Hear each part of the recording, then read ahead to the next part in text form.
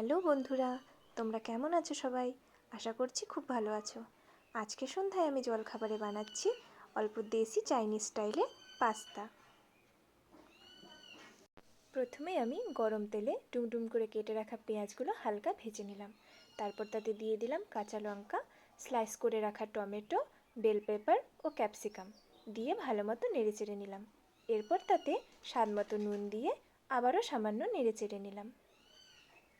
ভেজিসগুলো হালকা ভাজা হয়ে গেলে তাতে আমি দিয়ে দিলাম আগে থেকে ফেটিয়ে রাখা ডিমটা ভালো মতো ভেজে তা ভেজিসের সাথে ভালো মতো মিশিয়ে নিলাম।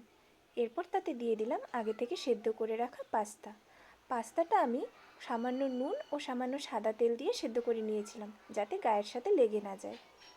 এরপর এতে দিয়ে দিলাম একে একে green chilli sauce, tomato sauce ও সয়া সস ও দিয়ে দিলাম সামান্য পাস্তা মশলা। এরপর ইনগ্রিডিয়েন্টসগুলোকে ভালো মতো মিশিয়ে ভালো করে ভাজা ভাজা করে নিলাম। তো দেখো বন্ধুরা, রেডি হয়ে গেল আমাদের দেশি চাইনিজ স্টাইলে গরম গরম পাস্তা। ভিডিওটি কেমন লাগলো অবশ্যই কমেন্টে জানিও।